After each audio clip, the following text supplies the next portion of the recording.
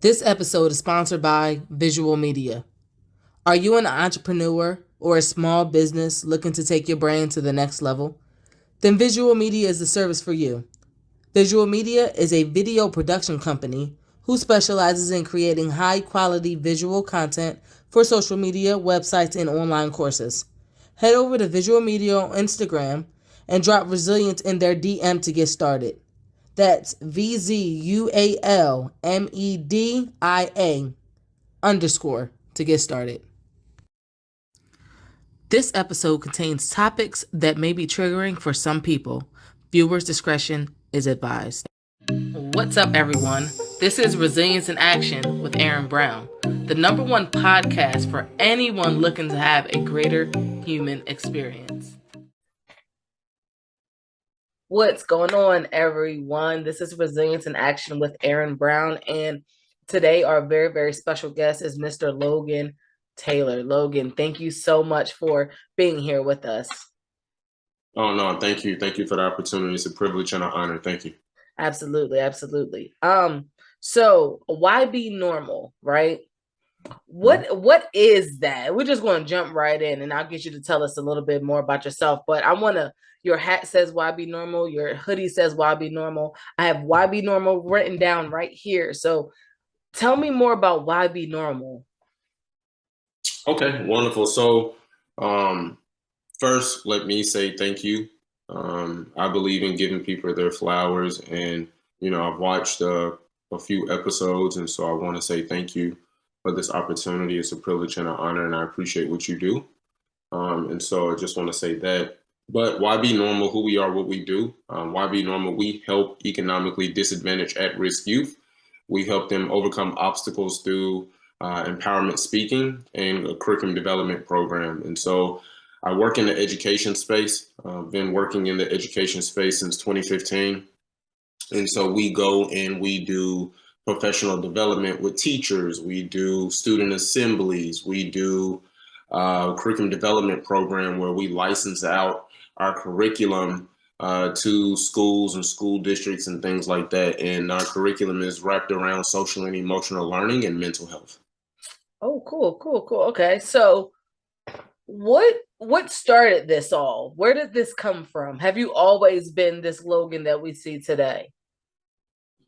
No, not at all. Like I come from very, very, very, very, very humble beginnings. Mm. So, I mean, we all, there's quite a few people that have that, rags to riches story coming from the bottom and, different things like that. Of course. But for me, it was 2015 that actually kicked off Why Be Normal. Before that, I used to, be out in the streets, throwing parties, promoting parties, going to clubs, smoking, drinking. Out of 7 days a week, I was smoking and drinking 6 days a week because I felt like that one day I could just rest so I could recharge and continue to do the same thing. Of course. But yeah, like coming from where I come from, most people don't make it out to be successful. You either have to play a sport or you got to sell drugs. Those are the only two avenues coming from where I come from. And so for me, starting Why Be Normal was the shift.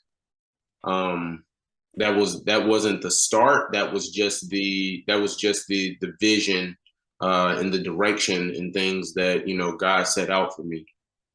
And so I can remember being in my mid 20s, probably like 24, 25. I could remember I listened to a sermon by T.D. Jakes, and he was talking about your purpose.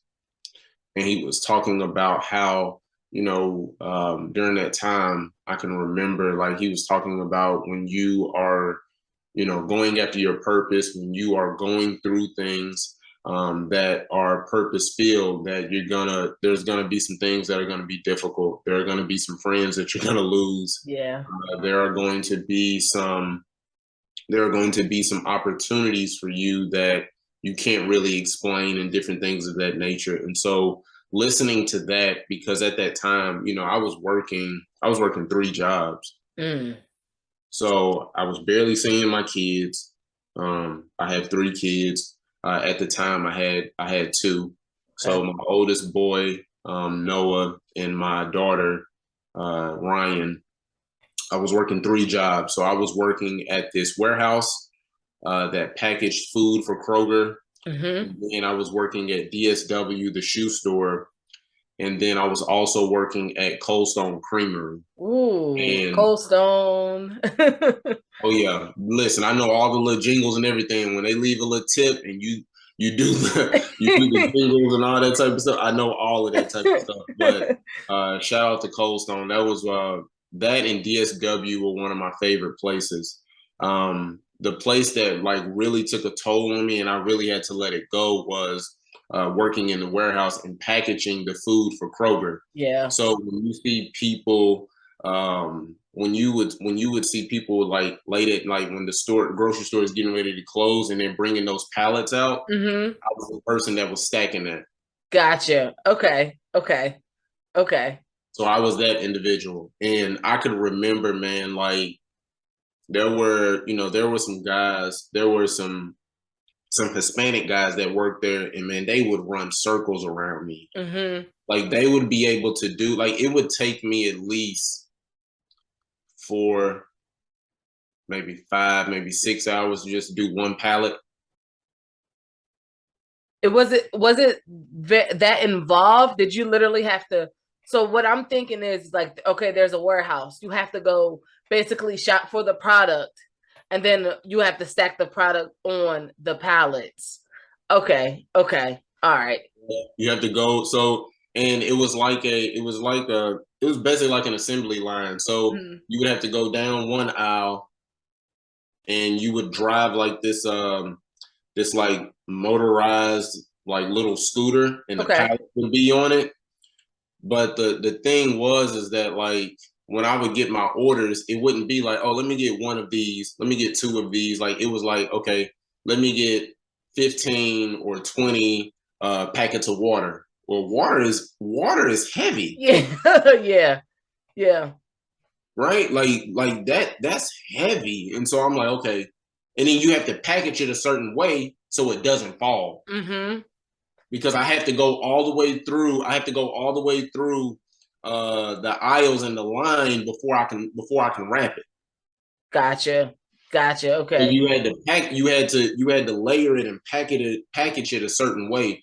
But anyways, let me get back to how this all came about. So anyways, 2015, we had somewhere in 1 week, we had somewhere between 15 to 20, no more than 25 killings in a week. And that's massive because I'm from a very small city, which is Chattanooga, Tennessee. Gotcha. And that's massive compared to bigger cities like New York, California, Texas, Louisiana, Chicago, Memphis, right? Like that's massive numbers for us because we don't see stuff like that on a regular basis. Yeah. And so I can remember being in Florida at the time on family vacation, and I can remember I had 40 missed calls in 1 hour. I had 40 missed calls in 1 hour from people, calling me, Logan, did you hear, leaving me voicemails like, Logan, did you hear that this person died? Logan, this person got shot. Logan, this person, her daughter got killed. Like just different things Wow. like that. And I knew a vast majority of those individuals and those people because of there were a number of things. We grew up in the same community. We went to school together. We may have played little league sports together, Mm-hmm. or they may have been, our families knew each other, right? So Gotcha. different things like that, and I felt like that was a cry out for help for my city and the next generation. And so I tried to figure out like, okay, how can I give back? Because my grandmother always taught me is, Logan, no matter where you go, no matter what you do, you always leave it better than the way that you found it. Mm. And so I was like, okay, how can I leave this city better than the way that I found it? And that was the opportunity for me. And so very first thing I did was a community event, and we gave out over 70 pairs of shoes to the homeless community and people less fortunate. And the results and the feedback that I got from it was crazy. Gotcha. And I got feedback from the community. I got feedback from people less fortunate in the homeless community. I was like, okay, what can I do to build upon this? What can I do? So then I started doing a community event called Cut the Hate and Share the Love. And Okay. so what that is where we partner with local barbers and stylists in the community. I get donations from churches. I get donations from people. I get donations from chain restaurants and different things like that, organizations and stuff like that. And we partner with local barbers and stylists. They give them haircuts. They give them hairstyles.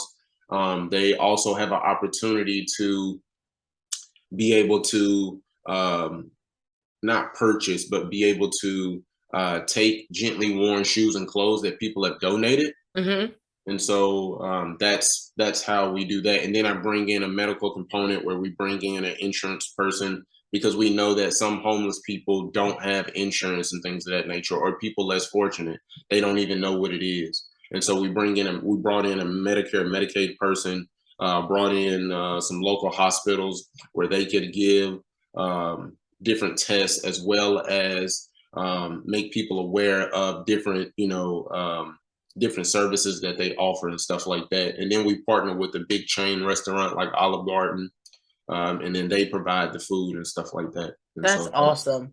that's how That YB Normal got started. Gotcha. That's amazing. I'm a big event person. When I lived in Lynchburg, I held my first back to school drive, and we gave away, like, I think probably over 100 book bags, pens, paper. We had At that time I worked at Walmart, so we had the optometrist come out, and they set up a table, and they were doing like giving out eye care stuff, and hey, make sure you're taking care of your kids' eyes, and da da da da da. So being in the community like that, it sets you apart from everything else, all the craziness that's going on. And the fact that you are able to connect with the barbers, the stylists, the chain restaurants and stuff like that, to make this event like happen. What was your mindset afterwards? Because I know how I felt. How did you feel afterwards, like after it was all said and done? I felt grateful. More so than anything, because people less fortunate and the homeless community, that's a big part of my heart, because that's who I was. Right? Like, I can remember being on welfare. I can remember getting hand-me-down shoes and clothes. Like, I'm getting emotional thinking about it. But I used to get hand-me-down shoes and clothes because there were certain things my grandmother couldn't afford. Yeah. So you were raised by your grandmother? I was raised by my grandmother, yes. I was raised by my grandmother. Shout out to my sweet baby. That's my heart. That's my girl. That's my world. And yeah, she raised me. She's been raising me since I was 2, or basically since I was born. Yeah, she raised me. And so, like I said, I can remember, my grandmother did the best that she could with what she had. Yeah. And, for me, it was, being one of those kids that, hey, I can relate. You know what I'm saying? Like, I can relate because we were on welfare. I can relate because, there were certain things, certain luxuries that I couldn't get because we didn't have the money. Yeah. Like where most people could get the designer shoes or the name brand shoes and stuff like that. I had to get the shoes that the man was selling on the corner. You feel me? Like, I had to get the socks where it was like, yo, get you 10 pairs of socks for $20. Like that's what, that's what my grandmother was on. Like she was doing the best that she could. Yeah, So, absolutely. for me, like I can relate to that because I was one of those kids, right? Like I can still remember in 2010 being homeless, sleeping in a church parking lot, Mm. Say more right? about that. How'd you end up homeless? What happened? So being homeless, I really, I lost everything. So I was actually um, in a relationship at the time. Me and my little girl's mom were together, and she kicked me out. And so I didn't have anywhere to go because I didn't, I wasn't talking to my family during that season in my life, and didn't really have, really didn't have much. And Mhm. so slept in a church parking lot down the street from where we lived. Probably did that maybe a couple weeks. Um, but like I said, like I can remember like having to like go through that and experience those different things and the thoughts and the emotions and what I was feeling. And I'm like, yo, like, am I worthy or am I able? Right. Like Mhm. I had lost everything. I lost my jobs. I had quit the warehouse job, but I had lost my jobs and all that type of stuff. And trying to find, employment and different things like that. And so I started to go back to what I knew, right, which was selling drugs. Like that's I knew it. Like I knew it like the back of my hand. If it was a way to for me to get myself on my feet, that was for me. Yeah. That's what I thought in that season and where I was at. Um, and I didn't know any better, right? Like when you know better, you do better. Hmm. And so, I didn't know any better. So Gotcha. How long did you sell drugs?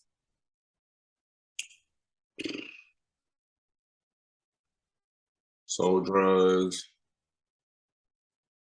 was 2010. I probably sold drugs for maybe about a year and a half. And then I realized like, yo, this ain't gonna get me nowhere. Like I remember the OGs talking to me and them telling me like, Logan, bro, like you too gifted. Mhm. What you doing? Like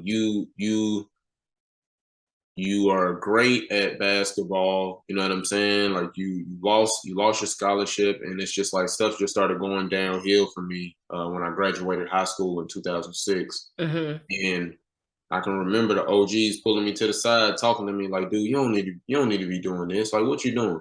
Like, Yeah. you ain't got to do this. Like, you better than this." And I can remember them telling me like, Logan, like, bro, you got two options. You either gonna end up dead or you gonna end up in jail. Mhm. That's the only way the streets see it. They don't see it no other way. And so I was just like, all right. And they like really like had a real heart to heart with me. And that really opened my eyes. Um and then also, my adopted mom, we had a conversation and she was just like, Logan, like, you have two kids and what are you doing? Mhm. She said, and I can talk about that another time or another episode, but she was just like, Logan, what are you doing? She was like, you have a duty to take care of two human beings that didn't ask to be here. Mhm. And I remember her just telling me, like, you got to do better.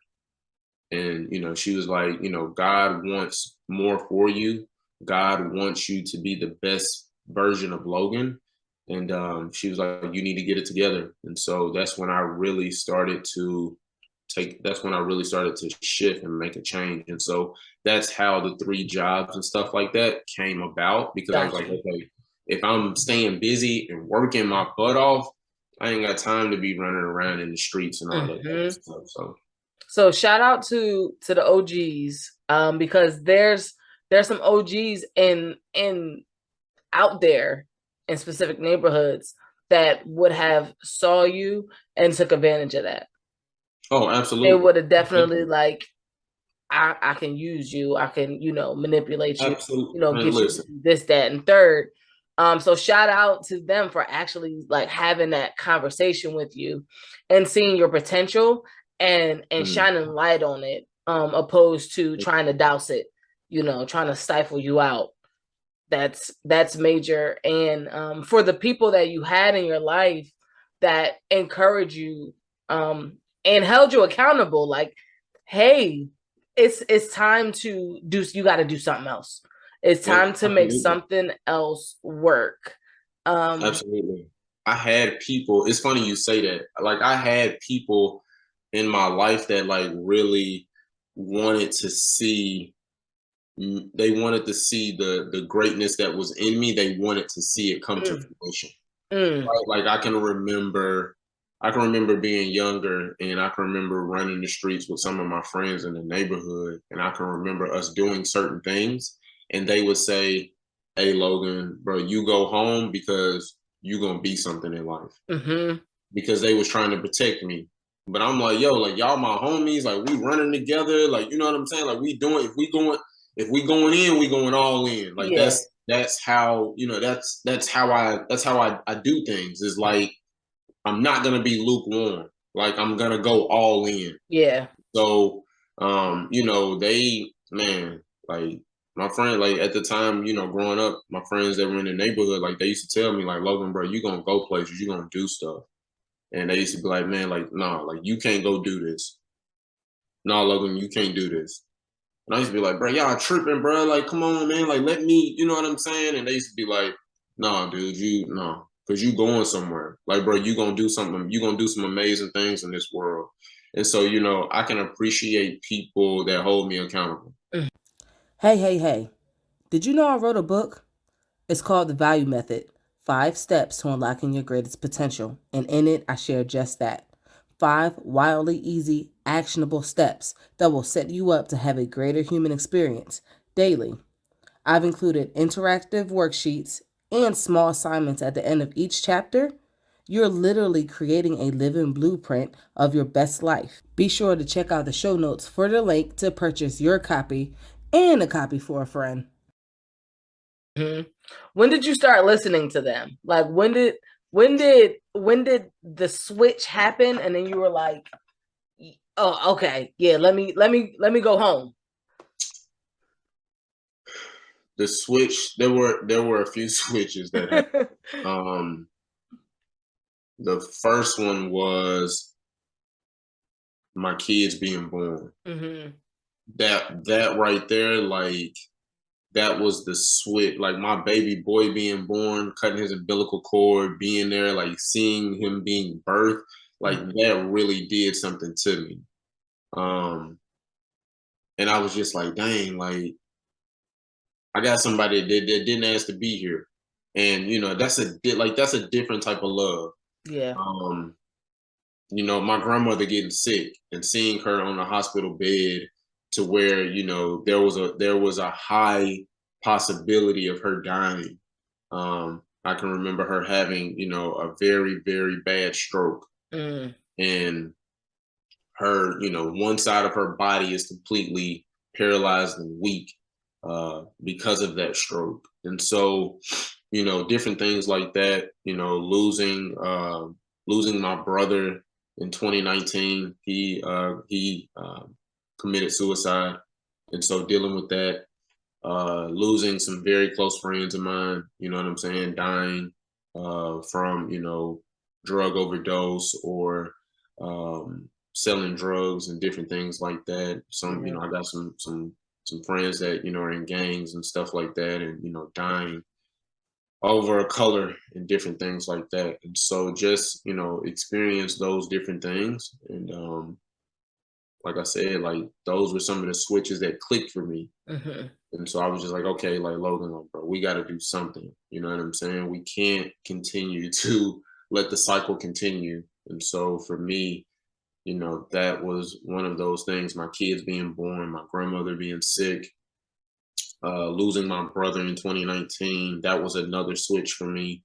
Let me stop you right there. Because Sure. This is like a mental health podcast and an educational podcast.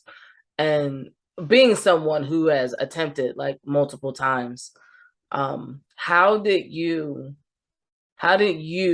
navigate that, losing your brother in that fashion? Well, before I lost my brother, I made 3 attempts to commit suicide before I was 18. So mental health runs in my family, Gotcha. Same. right? Like it runs deep in my family. Like my biological mom, um, I remember, she would text me at 2:30, 3 o'clock in the morning, and she's saying, "Logan, they putting a taser to my head. Do you feel that?" Right? Like different things like that. Like Logan, they're screaming at me. Like, Logan, did you hear that screaming? Like different things like that. And yeah. And so it took for my brother to pass, which, I hate that it got me to that point. Yeah. But it took for my brother to pass for me to realize how important and valuable our time really is. Mm-hmm. Because my brother was very like Terrence was very, very, very calculated in the way that he did things. Mm-hmm. And so I can remember I had a speaking engagement. I had to speak for the state of Tennessee, and he went with me because he was managing me, and so we were having discussions and stuff like that. And so he was managing me, and I can remember us on our drive back from Nashville to Chattanooga. And I can remember asking him, saying, "Hey, bro, what we doing for your birthday? You know what I'm saying? Your birthday coming up. Like, what we Yeah. gonna be doing? Like, bro, I know I gotta make sure that I'm fly that day. Like, what are we gonna be doing?" And I remember him telling me, he was like, "Bro, it's gonna be a big party." He said, "Bro, it's gonna be a huge party." He said it's gonna bring everybody together. He was like, you gonna be fly, Charles gonna be fly, you know what I'm saying? Mike gonna be fly. Everybody's gonna be fly. And he was like, everybody's gonna come together. And I was like, I'm thinking to myself, like, okay, well, dang, I gotta make sure that I start ordering my stuff now. You know what Yeah. I'm saying? Not realizing he was talking about his funeral. Gotcha. Did he take his life on his birthday or before his birthday? How did He actually passed it on his birthday. So that's how calculated he was. And like I said, I didn't realize it. Like if I would have asked, and I think about this sometimes, um, especially like early on, like if I would have asked the right questions. Mhm. Yeah. You know what I'm saying? Like, oh well, what you mean by bringing everybody together? You know Yeah. what I'm Like saying? you Like, never talked about that before. So where's yeah. exactly. And Yeah. so I'm like, yo, like, talk to me. You know what I'm saying? And I can remember, like, I would text him, and he would be like, bro, like, you don't know, man. Like, thank you so much. Cause I would just say, hey, bro, I just want to tell you I love you. Like, Hmm. that's it. I just want to tell you I love you. Like, let's go to lunch. Like, I'm always trying to, give people their flowers and, Yeah. appreciate people while they still here and while they still breathing. And so I used to always tell him, like, yo, hey, let's go to lunch. And he would never pass up free lunch. Like my brother loved to eat, and so he Yeah. would never pass up free lunch. And we would go to different places in the city before he passed. And I used to be like, bro, like I just want to tell you I love you. And he'd be like, man, like I'm just I'm struggling. Hmm. I'm like, bro, it's gonna be okay. You know what I'm saying? Like I'm not realizing. You know what I'm saying? Like he's like hurting, like he's on the verge of jumping off the cliff. Hmm. And I'm just like, oh, bro, it's gonna be okay because I'm so caught up in my own world and what I got going on. Yeah. And so I'm like, oh, bro, it's gonna be all right. You're gonna be good. Like, you know what I'm saying? I'm here if you need me. I just want to tell you I love you. And I would send some encouraging words to him and stuff like that. And but it happens, man. It's a part of life. It's a part of my journey. And so just learning from it, Hmm. and just really, accepting. Not, I'm not gonna say accepting it, but dealing with the thought of my brother passing and different things like that. Like I've come to grips to accept it because it hurt. Yeah. I couldn't go to my brother's grave. I remember I couldn't go to my brother's grave without crying, and I couldn't even be. I could. just be pulling in tears, waterworks going down my face already, and I ain't Yeah. even seen dudes, you know what I'm saying, tombstone me yet. And man, but I've gotten to a place now where I've made peace with it, and so I go and visit him a lot, um, and just talk to him and sit with him, and Hmm. just laugh about different things that we used to do Yeah. when I was younger and being stupid and all those different things. So Was he older or younger than you? he was older, so this month actually he would have turned 40. 40. Gotcha. Yep, Gotcha. I October. didn't realize how similar our stories were. Like I didn't know obviously much about you, Logan. And I'm getting emotional thinking about it. I had an older brother who he he tried and almost succeeded, and he went to the hospital. And when you go to the hospital after you attempt suicide, you have to be watched. Well, there was no nurse in there watching him, and he got up. I'm about to cry. He got up and went to the bathroom, and he collapsed on the floor and never got back up. So being like understanding what you're going through, the pain, you don't really heal. You find ways to deal, you know you find ways and you get stronger. Never gets easier, we just get stronger, and we learn how to deal with it more. Right. Wow, I You learn how never to cope with it. realized. Yeah, absolutely. You learn how to cope with it, right? Like you learn how to, like I've learned, and I think that this is a word. I was telling somebody, I want to say probably about 2 months ago. No, I want to say my baby boy's birthday. So Deuce's birthday is June 25th, and he turned 4 this year. Cancer. And I can remember, I was telling somebody like, yo, I think the word for my family is resilience. Mm. Like, I think that that's my family. Like, I really do. Like, the COVID, I went through a divorce, right? And so that was like one of my darkest points. And having my baby boy with me a lot, that really like it eased the blow a little Mm-hmm. bit because he's such a bright light in Yeah. my life. You know what I'm saying? Like my kids, when it comes to it comes to my heart, like my kids and my grandmother, like they have a huge chunk of it. And so they know like if I go to daddy and ask him like 9 times out of 10, I'm gonna get it from him. Yeah. And so that was, I say resilience is a word because of being molested by my babysitter when I was 10, making 3 attempts to commit suicide before I was 18, being homeless in a church parking lot, going through a divorce in the height of COVID, um, catching COVID, right? Like I can remember I caught COVID, my son caught COVID, and my daughter caught COVID. My oldest two caught COVID, right? Um, my grandmother's house got hit by the tornado that we had in Chattanooga. So losing everything and starting back from ground zero. Mm-hmm. And it's nobody but God's grace, right? And so I went through all of that to figure out like, yo, like what's the lesson? Like that's how I navigate. Like that's how I do things, right? I'm like, yo, like what's the lesson in this? Like, okay, Mm-hmm. like what do I need to learn from this? Because there's a blind spot, right? Absolutely. There's a blind Absolutely. spot, especially, like the height of COVID. I catch COVID, I go through a divorce, and our house gets hit. It gets hit by a tornado. Well, I have nothing now. Mm-hmm. And I'm like, okay, well, what's the lesson? The lesson was that there were some areas that I needed to heal internally. Gotcha. Right. So COVID was a blessing for me because it forced me to sit down with those internal thoughts that I was having Mm-hmm. that I would sweep under the rug because I'm like, oh, I got to go to this school, or hey, I got a meeting with this principal, or hey, my kids have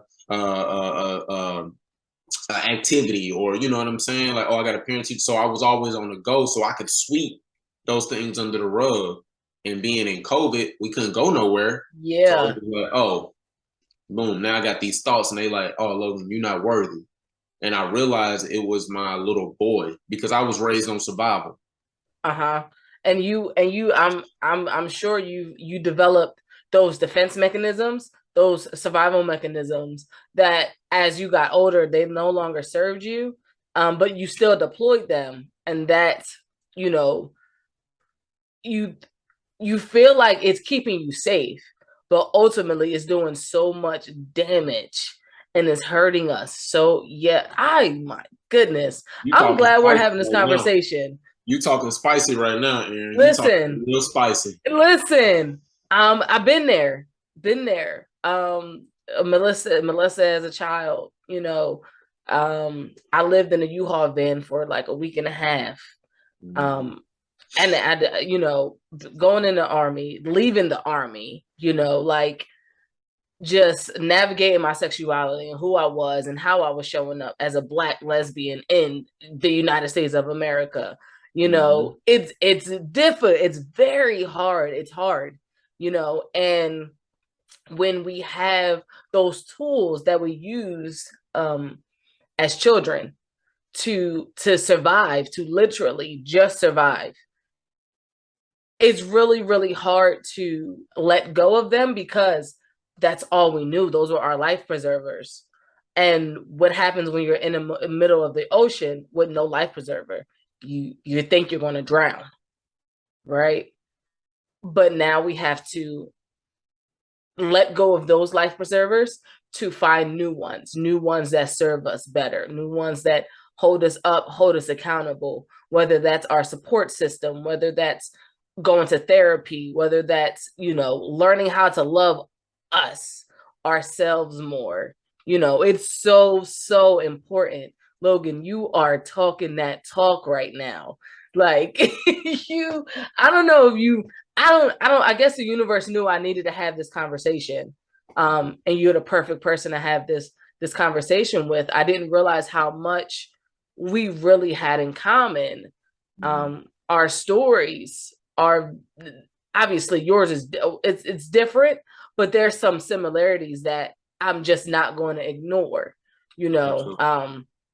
Wow. Okay, so whew, so are you still in the process of healing the child? Oh yeah, every day, Yeah. every day. So I still go to therapy. Like Mm, I used to go to therapy at first. So let's back up. So the reason why I went to therapy, I started going to therapy in 2018. mm-hmm. The reason why I started going to therapy was because I had a car accident. Mm-hmm. In the car accident, there were three people in it. There was me by myself in in my truck, and then there were two people. One was they were brothers. So one was a middle school kid, and the other one was I want to say like 19, 20, something like that. Mm-hmm. Well, the accident happened, and the middle school kid died immediately off of the impact. Wow. And so for me, I immediately blamed myself. Mm-hmm. I'm like, yo, like if I would have went, if I wouldn't have taken that detour and stayed on my normal route to get home, that kid would still be here. Mm-hmm.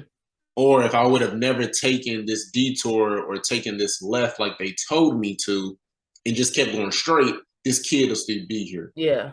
Right. And I can remember talking to the sheriff and the officer, and he was like, you did nothing wrong. Mm-hmm. But I blamed myself. Of course. Yeah. Right. Like I had PTSD off of it. Like I can remember getting out the car. I had a bruised up knee. I had some glass in my eye. My lower back was hurting. And I got out unscathed. And I can remember the car, not my car, but the other car being in the woods. And I can remember seeing that kid over there dead. Mm. And they were in the woods because how we hit and what happened was is that I was going up the hill and they were coming towards me. Well, there was a curve. There was a curve. before we became before we hit. Mm-hmm. So the car, I think it was like a gold Toyota. The car went into the ditch because he was turning. He was going so fast. He went into the ditch and he tried to correct it. And he ended up right in front of you, didn't he? And so when he corrected it, he turned it too hard and too quick. And so they call it yalling. And so he yalled and the car is turned sideways now. Mm-hmm. So now the car is turned sideways. I have nowhere to go. I Yeah. either go into the woods or either that was it. Because I couldn't go to the left because that was other cars coming this way towards me. Gotcha. Right. And so when they came, it was like so quick. And, I remember the officer telling me, he was like, I've never seen anything like it. He was like, most people, when they step on a brake or when they, their reaction, he said, your reaction was 0.5. Most people's reaction is a second and a half or, 2 seconds or whatever. Mm-hmm. He was like, I've never seen anything like it. He was like, your reaction was half a second. And, I told him like, yo, like, I blame myself. Like, I can remember sitting in the den at the time I was married. I can remember sitting in the den and being in pitch black dark. And my partner, Dante, he was there. He came every day. I remember him coming every day and he would just sit there with me. And I can remember like crying and blaming myself because I'm like, yo, like it's my fault. And it was like, it wasn't. Yeah. And when I experienced that didn't do anything, but just it was a snowball effect for everything else that I swept up under the rug. Uh-huh. Yeah. Right. And so now I'm like, okay, now I'm peeling back this layer. You know what I'm saying? Of my self-worth and my self-value. And then I'm peeling off this layer of wondering, why my parents never validated me. Then I'm peeling back this layer and trying to figure out why am I a people pleaser? Then I'm pulling back this layer and I'm trying to figure out like why why didn't,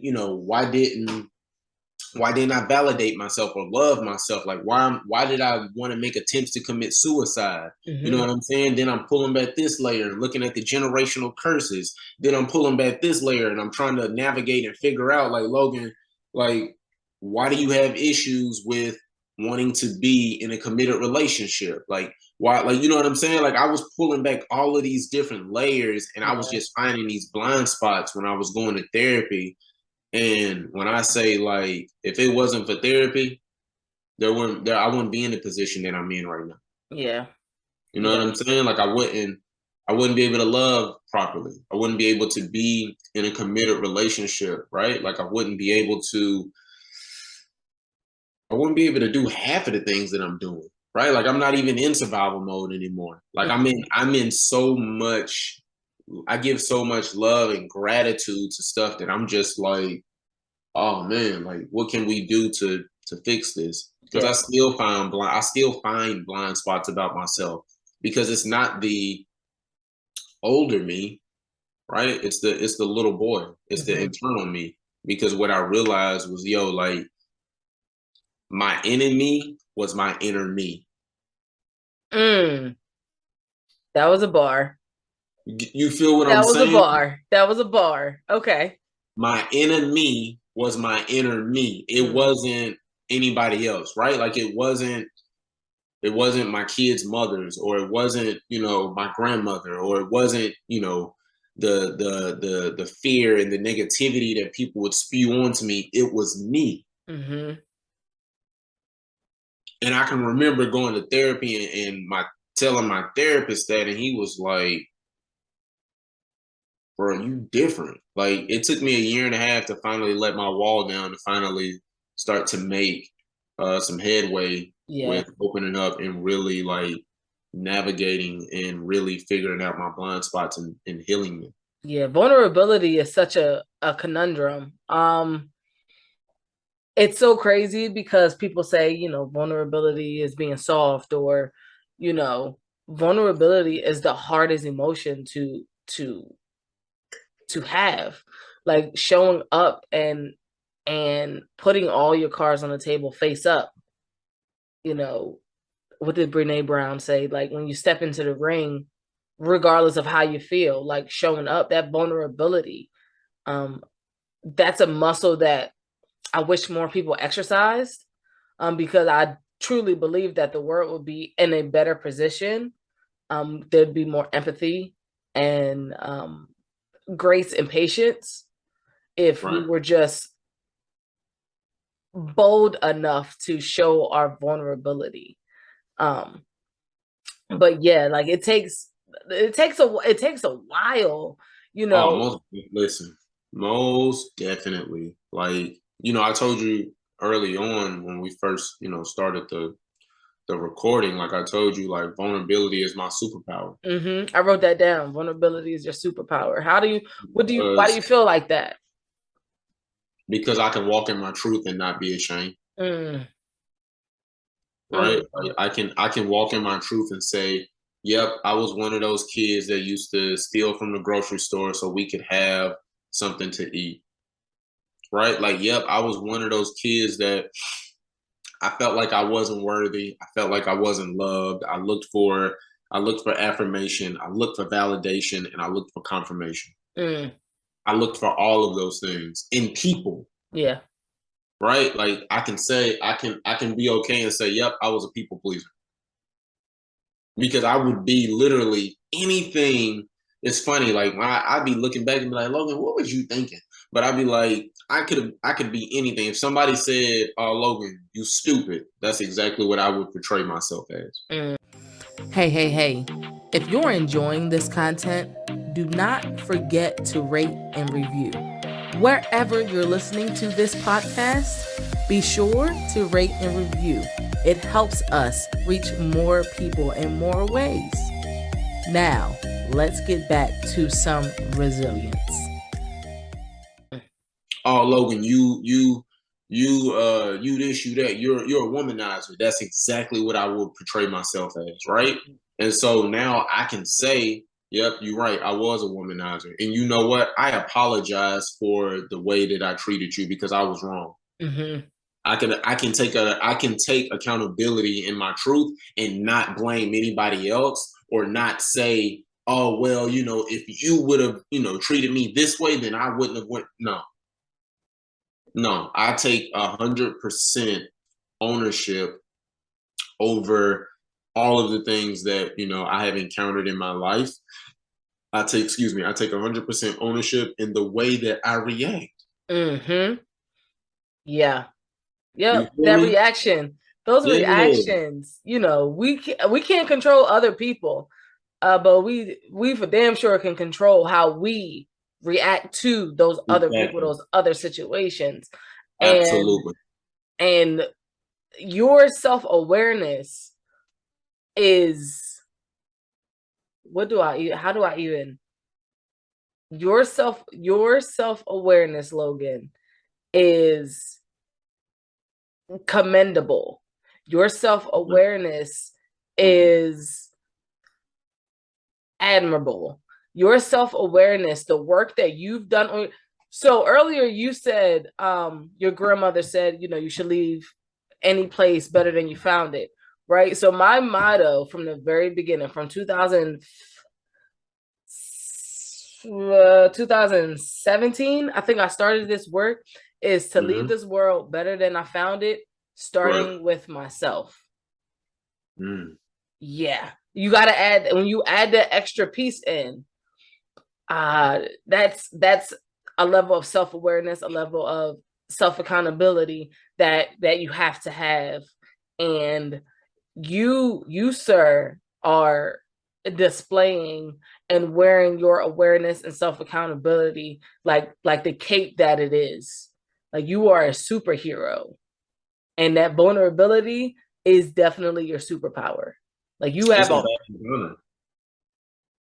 an entire tool belt of gifts and skills. And I'm going to take this time right now to commend you for not only recognizing your power but taking to steps to share that with other people, especially the youth, because that's where it starts. You know, if people poured into us as much as we pour into our youth, our world would be different. Man, like I think for me it was I got tired of the generational curses. Mm-hmm. You feel me? Like molestation, alcohol, drug abuse, mental health, um, like just all types of stuff, right? Like financial freedom, like all of those different things. And I'm like, yo, like I don't want my kids living how I live. Yeah. Like that's not anything commendable to be proud about, right? Like I tell my son, I tell my oldest boy, like Noah has to rock with Noah. Mm-hmm. And I'm telling him this I've been telling him, I've had custody of him since second grade. And so I've been telling him this probably since he had to be like 9 or 10. Mm-hmm. And, I'm telling him like Noah has to rock with Noah because I can remember when I was 9, 10, 11, 12, 13, 14 years old and nobody told me that. Mm-hmm. Right. And so I know what the outcome is if I don't tell him this. Yeah. And so I really want my son, I want my son I want what my ceiling is, I want it to be my kids' floor. Mm. I love You that. feel me? Like Yes. what my ceiling is, I want it to be my kids' floor and they catapult and take it to a whole nother level. And Mm-hmm. so I realized like, yo, like if I'm not if I'm not encouraging my son, if I'm not giving him the proper tools now, then he's not doing anything but going to be doing the same thing that I did. Yeah. Yep. And he's just gonna have a different he's gonna have the same identity, but it'll be a different version. Mm-hmm. Yeah. As parents, and I'm not a parent yet, Right. but as parents, it is so, so very important. And I look at like, um, when I was growing up, my mom, my dad, they did the best they could with what they had. Um, you know, but being able to turn around and look at that and see the flaws, you know, and do the best that we can to address those flaws, right? So we don't so those flaws and those generational curses don't keep going. You're a Right. curse, you're a generational curse breaker.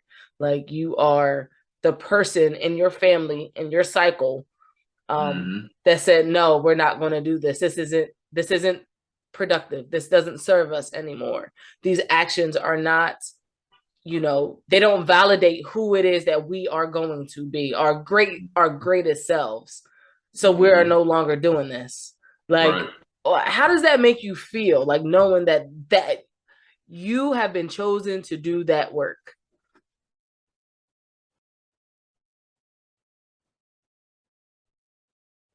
Grateful.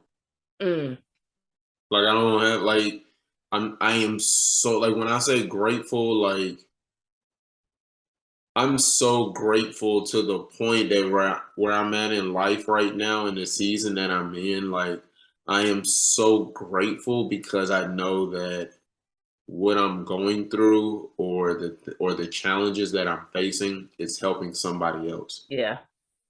Right? Like there's somebody that's watching me right now and the season that I'm in, they're like, yo, like I don't know if I can get through that. I don't know if I can do that. Right. And what I'm showing them is like, yo, it's possible. Mm-hmm. So I'm extremely grateful because I get to, I get to do, like I'm walking in my purpose. Like I Yeah. wake up every day, you know what I'm saying? And I am doing why be normal. It's not many people that can say that, Mm-hmm. right? Like I know like wherever I'm celebrated at, I stay there. Yeah. Where in the past, when I would be celebrated, I'm like, oh, let me look over here to see if I can find something better. Yeah. You know what I'm saying? And what I've learned is like, Logan, like, go where you're celebrated at and stay there. And that's how I've been able to flourish. Awesome. That's how I've been able to heal. That's how I've been able to set boundaries and love myself properly. That's how I've been able to impact lives and stop kids from committing suicide. That's how I've been able to, do professional development with teachers, and they come to me crying saying, Logan, thank you so much. I've never heard anybody, speak life into me like that before. Mm-hmm. Um, and so, for me, like I'm just grateful because I know that like the ideas that I have or the things that God has put on my heart, he could have used anybody. Yeah. You know what I'm saying? And he used a kid like me that I come from very humble beginnings. I didn't have anything. Mm-hmm. So it's just like now that I have, three kids that mean the world to me, now that I have, somebody that, we're dating and we're in a very, serious relationship, and I can communicate with her when I'm not feeling like I'm being loved properly, or I'm Mm-hmm. feeling annoyed, or I'm feeling bothered, right? Like I've learned to give people the same grace that I would have desired, right? And so, for me, like I said, I'm grateful. Like I'm able to take care of I'm able to take care of my grandmama, right? Like the woman, I mean, she didn't birth me, but she took care of me. Yeah.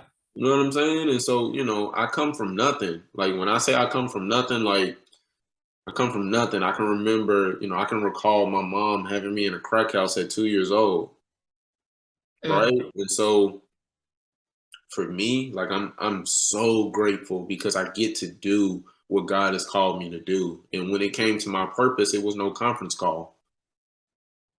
You Mm. feel me? Like it wasn't no Mm. conference call. And that'd be the Yeah. problem with people is that they think that it's, they give their opinion. Let me say this. They give their opinion about what you should do or what you shouldn't be doing, right? What you should be doing and what you shouldn't be doing, not realizing that God called them for a reason, Mm-hmm.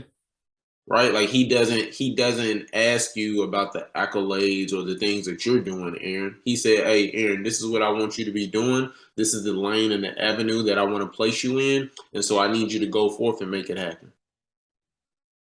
And I think a lot of times we get caught up because we trying to seek validation and confirmation and affirmation from people that don't hold no merit or weight to us. Mm-hmm. You feel Yeah. me? Like Yeah. you have the authority and the power, but you trying to give it to other people, and that's the problem. Yep. Yeah. How can I always say this? You cannot show up fully for anyone if you cannot first show up fully for yourself. Man, come on now. You can't. You can't. And you being a father, you know, right? You know that Logan cannot be the best father he can be if Logan can't show up for Logan first, right? So as, like some parents that I talk to who they've lost themselves, right? Hmm. And I have my child and I'm like, you need to, whatever joy, whatever filled you up before you had your kids, you definitely need to re-explore that or find a way to work that into your routines, because now you lost yourself. And what a disadvantage we put our children in when we place all of that weight, all of that burden for them to show up for our happiness. That's not fair to them. Absolutely. That's not fair to You them set that whatsoever. false expectation, Yep. right? Like my son. So I played basketball, and my son, he's in this season where he wants to play basketball, and so my Mm-hmm. daughter plays basketball as well. She made the varsity middle school team, It was and lit. my kids, like I tell them, and I think my son is really starting to get it now. But I tell my kids like, yo, like bruh, please don't think that I want you to play basketball for me, because it ain't about me. You can go out here and you can be in the band, and I promise you, I'm gonna be right there supporting you if you playing the flute, and I'm gonna be like, yo, that's the baddest flute player I done ever seen. Like, I don't care whatever it is, right? And so I'm not one of those fathers where, or better yet, I'm not one of those parents that I want to live my life through you. Like I want to do whatever makes you happy. Like my son loves anime, he loves comic books, right? And so, we talk about those things, and I sit there with him, even though I don't get it. I don't get But it. you're I in don't the understand space it. with him. Exactly. That's all that matters. Exactly. Because that is something that I know that I desired when I was a kid. And I never got it. And so I'm like, I ain't got the blueprint to being a father because I ain't have a father. So I'm just like, yo, like, well, if he's sitting down here watching anime for 2 hours, like I could at least give him an hour or 30 minutes and let me just watch it. You know what I'm saying? Like I don't know what's going on, but we'll sit right here and we'll watch it on the TV, and I may ask a couple questions and he'll be looking at me like dad, like bro, for real. But I just want him to have that opportunity and be like, yo, like I can remember my dad being X, Y, and Z. You are the father that you wish you would have had. Exactly. Shout out to you. You know what I'm saying? So shout out to you, yeah. My kids, man, they my world, man. And my grandmother, shout out to her. Like I wouldn't be there. And there's a few people that play, some key parts and intricates in my life. But I know for my grandmother, like if she never would have took me, there wouldn't have been no Logan. So there would have been a Logan, just not this version. No, so like I said, like I made three. Like I told you, like I made 3 attempts to commit suicide, and I can remember very vividly those attempts. Right, like I tried to take pills one time to put myself asleep. Right, I tried to hang myself 2 times. Right, and none of those worked. And so I realized like, yo, like Logan, like I said, like bro, if you didn't experience those things, you wouldn't be the Logan that you are now. So that's why I say if my grandmother wouldn't have taken me in and for me to experience those things that I experienced in my journey, there wouldn't be a Logan. Like the version that I am now ain't the same Logan that I was 2 weeks ago, or a year ago, or 4 years ago, or 5 years ago, or a decade, right? Like there would have been the Logan that didn't want to listen to everybody. It would have been prideful, you know what I'm saying? Which eventually I would have been dead or in jail. Because I didn't want to listen. You know what I'm saying? I wanted to be defiant and different things like that. And that Logan, I don't know who that Logan is. See too much of a future with that Logan. For that Logan, should I say? Exactly. Yeah. Exactly. Yeah. Yep. Yeah. Ah, man. Come on, what you got? Listen. Logan, how can we support you? Where can we find you on social media? So where you can find me is just like the hat says, ybnormal.org. That is our website. And if you go to our website, of course, you will see all of the social media outlets. You will see what we do. You will see, you'll see who I am and different things like that. And so you just go to the website, www.ybnormal.org, and, just start from there. And, all of the social media handles, we're on YouTube, LinkedIn, Facebook, Twitter, Instagram, you know what I'm saying? TikTok, all of those, social media outlets, whatever. My team does all of that, but we're on all of those different things. And so I'm just I'm grateful. Perfect. We're gonna do, if you're down, it doesn't necessarily have to be a part 2. But you have a lot of story in you. And I personally feel like we've only scratched the surface. Oh, facts. And we talked about it, a lot. We did. So I would love to. In different ways. Yeah, yeah. I would love to get you on again. I have one final question for you. Okay. I know earlier you said, your family's word is resilience. Mm-hmm. What does that word mean to Logan? Empowerment. Empowerment. Mm. That's what that word means. When I think of resilience, I think of it from a empowerment lens. How can I show you how I was resilient and how I got through it? And how can that empower you to overcome the obstacles and the opposition that you faced in your life or that you're currently going through? Mm. Right? Like I spoke to a football program. They went undefeated. This was earlier. No, this was last week actually. We spoke to a football program, and they went undefeated and won the championship. And when I spoke to them the day of their game, I asked them. We did like a professional development session, and I asked them, "What is the difference between a champion and a winner?" What did they say? Right? Like they said, oh, a winner is the winner complains. The winner makes excuses. The winner makes it about themselves, right? The winner is all about I and different things like that, and bad attitude, and all of those different things. And I said to them, I said, okay, I said, so what's the difference with a champion? The champion is a leader. The champion they support. The champion is about the team. The champion is being coachable. And I said, okay, if y'all know all of these things, then why y'all not doing it? Mm.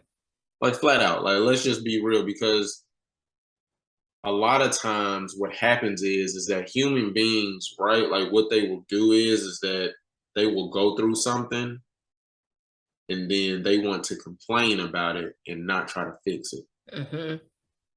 You feel me? So I was like, yo, like, I want to give y'all an opportunity. Like, I promise you, you're not going to get in trouble. Like, don't even worry about the coaches and none of that, right? And I told the coaches, like, listen, we're getting ready to do something, and this is going to give you all the opportunity on how you can best support your players. Mm-hmm. And I said, listen, guys, like, don't sit right here and not say nothing. And then when I leave and when y'all walk out this door, y'all gonna be complaining about stuff. Like, no, like let's nip it in the bud right now. And Mm-hmm. so I said to them, I said, okay, all of those things are great. And I said, here's the difference between a champion and a winner. I said the difference between a champion and a winner is inches. Mm. Mm. Go ahead. Go You feel ahead. me? Like it's the inches, right? Because everybody sees the trophy, but nobody knows what they went through to get that trophy. Mm-hmm. You feel me? Like don't nobody talk about the extra reps that the players do. Nobody talks about, how you got the star player and he's all about I because he never experienced structure before. Mm-hmm. Right. And so, I told them like, yo, it's inches. And I said, you got to communicate. I said, because if you know, hey, this is wrong, or hey, this is what we supposed to be doing, and you not doing it, and bro, you got to hold yourself accountable, and you got to Absolutely. hold your brothers accountable. So, like I said, man, the difference between a champion and a winner is inches. And so for me, like that's what I'm talking about because going through some of the things that I went through in life, it was inches. Mm-hmm. You feel me? Like it was inches on, all right, I can make this decision and it take me down a whole different path, or I can make this decision and it takes me down the path and takes me to the journey that I'm on now. And so I'm just like, yo, like, Logan, what do you want to do with your life? I can remember like telling God, I can remember being in the club, and I can remember sitting next to a speaker. And when you're in the club, you be trying to chill and you vibing and stuff. Yeah. I can remember the club was crunk. I think he was playing like some crunk song. I think like "Nuck If You Buck" or something like that. Oh man. Yeah. I was literally standing right there, and I was just looking around. Like I wasn't bobbing my head or nothing. Like in the DJ, I knew the DJ, and I was like, "Yo, he going in." And I just stood right there, and I was just looking around, and that's how I knew it wasn't fun for me no more. Yeah. That's how I knew it was time for me to go in a different direction and do something different. And I was like, "Okay, God, like I'm listening to what you're saying. I'm gonna do what you tell me to do, but I'm not gonna go all in because I ain't trust me." Yeah. Right? So, um, resilience, and when I think of resilience, I think of how can I empower, what I'm saying, people, or how can I empower myself? So, Yeah. That's literally the embodiment of resilience in action. Like it's putting forth that effort, um, or even the extra effort, you know, like you said, inches. yep, Yeah. Logan, thank you so very much for sharing your story, sharing absolutely. some of your systems, and sharing some of your strategies that help you overcome some of the obstacles in your life and has led you to have a greater human experience. Listen, thank you. I'm extremely grateful and extremely humbled, um, by you letting me come onto your show and share with your audience. And so it's a privilege and an honor. And listen, you want to bring me back on? You got it now. I know I'm recorded. So listen, you have my word. Anything you need, any way that I can help or any way that I can serve, I'll be more than happy to assist and help. That's perfect. That's perfect. Let's see. Thanks for tuning into this week's episode. If you enjoyed it, be sure to rate and review. And remember, resilience in action will always lead to a greater human experience.